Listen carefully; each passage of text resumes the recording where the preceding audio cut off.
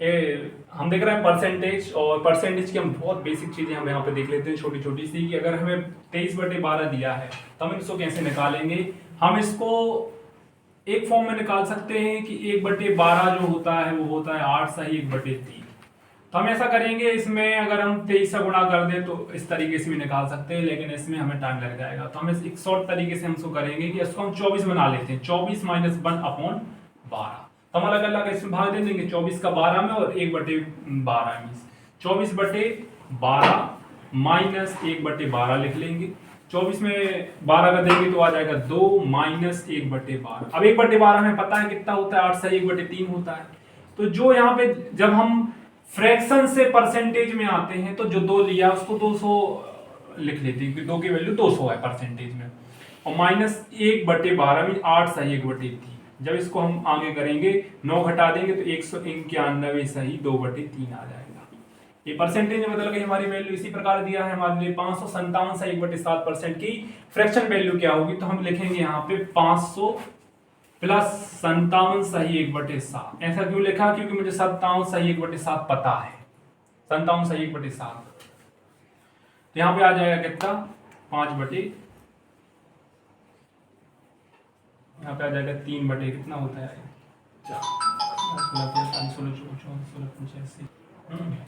हो जाएगा 4/7, और ये हो जाएगा 500 का 5 सही 4/7 हो जाएगा। 7 के 7 × 35 39/, ये हमारी उसमें बदल गया। ऐसे हम इधर पे करेंगे, जो कि 1/11 की जो होती है, 1/11 की जो होती है वो होती है 9 सही 1/11। उसमें हम 21 से गुणा कर देंगे, ऐसे में हमें टाइम लग जाएगा। तो हम क्या करेंगे, 22/11 -1 कर देंगे। तो हम 22 दूनी 11 दूनी 22 - 1/11। अब फिर 200 में से हम 9 सही 1/11 घटा देंगे। हम 10 घटा देंगे तो हो जाएगा कितना, 190, और इसमें 10 में से 1 जाएगा तो 10/11 आ जाएगा। तो हमारी परसेंटेज वैल्यू हो गई। अब इसी प्रकार दिया है 5/6 दिया है, हमें पता है इसमें हमें जो बेस वैल्यू 6 दी है, तो 1/6 में पता होता है कितना होता है, 16 सही 2/3%। क्योंकि हम इसमें 5 का गुणा कर देंगे तो हमारी 5/6 की वैल्यू आ जाएगी। 16 पंचे 80 प्लस में 5 दूनी 10/3। अब हम इसको और सॉल्व करेंगे, 10/3 को 3 सही 1/3 आ जाएगा, 3 सही 1/3। इसमें जोड़ देंगे 80 में तो कितना आ जाएगा, 13 सही 1/3%।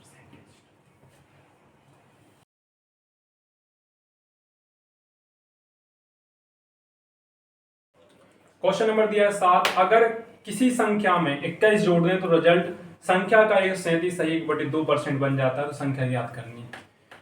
तो यहाँ पे दिया है परसेंटेज वैल्यू दी है 137 सही 1/2%। इसकी फ्रैक्शन वैल्यू कितनी हो जाएगी, 11 सही 1/8। कैसे, 100 प्लस 37 सही 1/2%। इसकी हमें पता है कितनी होती है, 3/8, और इधर पे जोड़ देंगे तो कितने हो जाए, 11/8।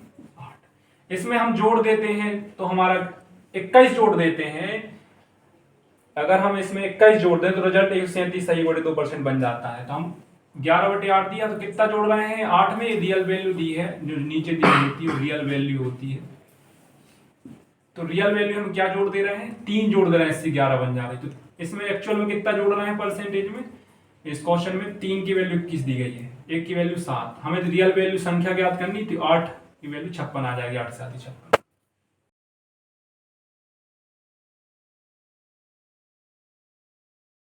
दिया है 8, अगर किसी आयत की लंबाई 37 सही 1/2% बढ़ा दें और चौड़ाई 20% घटा दें तो क्षेत्रफल पर क्या फर्क पड़ेगा।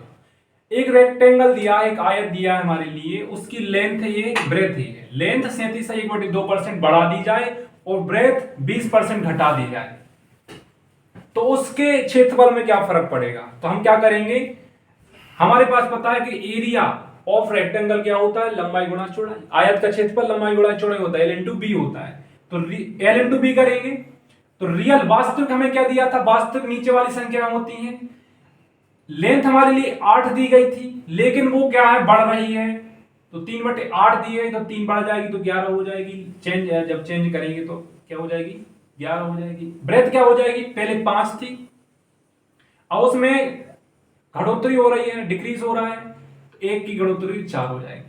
क्योंकि एरिया में पता है, एरिया का हमें चेंज देखना है, तो L इंटू बी होता है, तो L इंटू बी बराबर, तो 5 अट्ठे 40 हो जाएगा, 11 चुके 44। तो पहले जो क्षेत्रफल था आयत का 40 था, वो गया है 44। तो कितनी की वृद्धि हो गई? 4 की वृद्धि हो गई। किस पे? 40 पे, पुराने वाले पे। तो 100 पे कितनी? 10% की वृद्धि हो गई। तो आयत के क्षेत्रफल में 10% की वृद्धि हो गई। आयत वाला क्वेश्चन दिया है, 11वां क्वेश्चन दिया है परसेंटेज का। इसमें कह रहा है अगर किसी वर्ग की भुजा 40% बढ़ जाते हैं तो उसके क्षेत्रफल में कितना प्रभाव पड़ेगा। 40%, ये हमारे लिए आयत दिया है, 40% की फ्रैक्शन होती है 2/5। एरिया जो होता है वर्ग का A² होता है, तो रियल जो है वास्तविक दिया गया है नीचे 5, और हमारे लिए चेंज कितना हो रहा है? 2 की वृद्धि हो रही है, 40% की वृद्धि हो रही है, 2 की वृद्धि 7 हो जाएगी। एरिया क्या होता है? A² होता है 25 का स्क्वायर और 7 का स्क्वायर। कितनी की वृद्धि हो रही है? टोटल 24 की वृद्धि हो रही है। किस पे हो रही है? 25 पे हो रही है। तो 100 पे कितनी होगी? 96% की। तो आयत के क्षेत्रफल में 96% की वृद्धि हो जाएगी।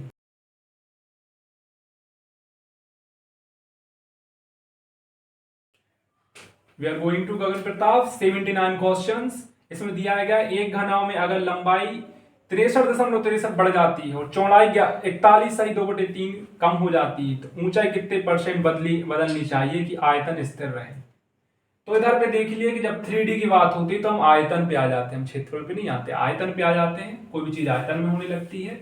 जो लेंथ है वो 63.63% बढ़ जा रही है। 63.63% की फ्रैक्शन वैल्यू कितनी हो जाएगी? 7/11 हो जाएगी। और ब्रेथ जो है 41.2/3% घट जा रही है, तो कितना हो जाएगी? 5/12 हो जाएगी। क्योंकि ये घट जा रही है, ये बढ़ जा रही है। तो हमारा जो घनाभ का आयतन होता है वो क्या होता है? लंबाई गुणा चौड़ाई गुणा ऊंचाई, L into B into H. तो हमारी लेंथ जो दी थी पहले दी थी रियल 11 दी थी, और चेंज होने के बाद 7 जुड़ जाएगी तो 18 हो जाएगी। इसी प्रकार जो हमारी ब्रेथ है वो 12 दी थी और 5 की कमी हो जाएगी तो 7 हो रही है। लेकिन यहाँ पे कॉन्सेप्ट याद रखना है कि हमें हाइट में चेंज ज्ञात करना है, हाइट में परसेंटेज चेंज ज्ञात करना है। तो height will be change in reverse ratio. जो लेंथ और ब्रेथ का रेशियो आया उसका रिवर्स जो होगा हाइट का रेशियो आएगा। तो हम क्या रहेंगे? 18 गुणा 7 को इधर पे ले जाएंगे और 11/12 को इधर पे ले जाएंगे। ये हमारा रिवर्स हो गया। तो हाइट, पहली हाइट और चेंज होने के बाद हाइट हम देख रहे हैं। चेंज होने के बाद 11 गुणा 12 और पहले जो थी 18 गुणा 7 थी। तो हम यहां से काट देंगे तो आ जाएगा रेशो 21 रेशो 22। एक की क्या हो रही? वृद्धि हो रही है 21 में, 100 में कितनी? 4 सही 16/21 की हाइट में चेंज हो रही है।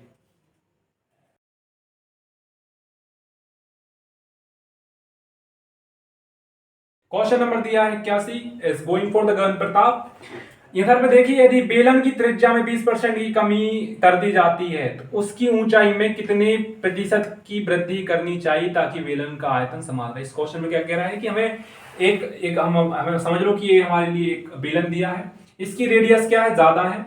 लेकिन अगर हम क्या करें, इसकी रेडियस को कम कर देते हैं तो क्या करना चाहिए? इसकी हाइट कितनी बढ़ा देनी चाहिए जिसमें इससे भरा हुआ पानी उस बोतल में भी फिक्स बन जाए, इस बोतल में भी जितना है उतना ही पानी उस बोतल में बन जाए। तो करना यही है कि हमारे लिए सिलेंडर दिया है, बेलन दिया, तो बेलन का सबसे पहले हमें वॉल्यूम पता होना चाहिए, आयतन पता होना चाहिए, उसका आयतन होता है πr²h होता है। और हमें एक और बेसिक चीज होनी चाहिए, रेडियस जो होती है इनवर्सली प्रोपोर्शनल टू हाइट होती है। रेडियस जितनी होगी उसका उल्टा हाइट होगी। हम आ जाते हैं क्वेश्चन पे, 20% की कमी हो रही है रेडियस में, तो 1/5 हो जा रही है। 5 से 1 कमी हो जा रही है रेडियस में, तो 5 से क्या हो जा रही? कमी हो जा रही। क्योंकि यहाँ पे स्क्वायर दिया है रेडियस में, तो यहाँ पर स्क्वायर करेंगे। और हमने देखे रेडियस का इनवर्सली प्रोपोर्शन हाइट होता है, तो हम बदल देंगे दोनों को। तो 4 स्क्वायर और 5 स्क्वायर आ जाएगा, तो 16 से 25 हो जाएगा। तो वृद्धि कितनी हो जाएगी? 9 की वृद्धि हो जाएगी। 16 पे 100 पे कितनी? 56.25 की वृद्धि हो जाएगी। तो हमें हाइट में 56.25 की वृद्धि करनी पड़ेगी।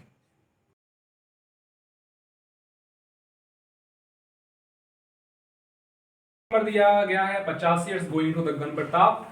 यदि किसी शंकु की ऊंचाई 6.25 घट जाई है और त्रिज्या घटकर 15 सेंटीमीटर हो जाती है, यदि शंकु का आयतन 40% घट जाता है तो शंकु की त्रिज्या, पुरानी शंकु की त्रिज्या में कितनी कमी हो जाएगी, कितने कम हो जाएगी। शंकु यहाँ पे दिया, शंकु का आयतन कितना होता है? 1/3 πr²h होता है।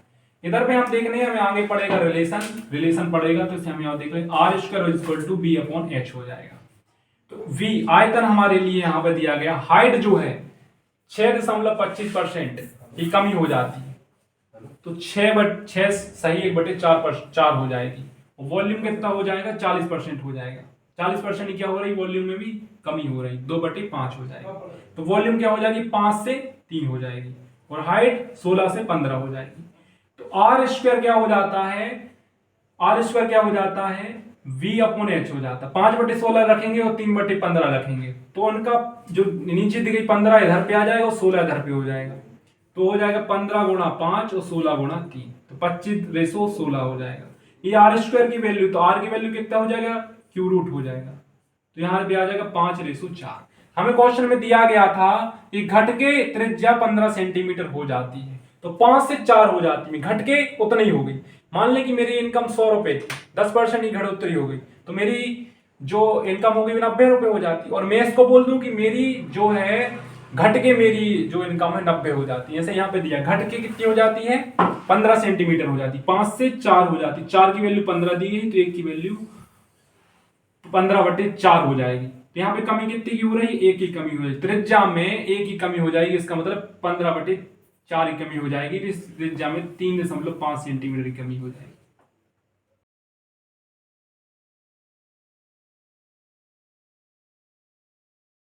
इधर क्वेश्चन में देख रहे हैं, if each side of the rectangle is increased by 22% then the area will be increase bye.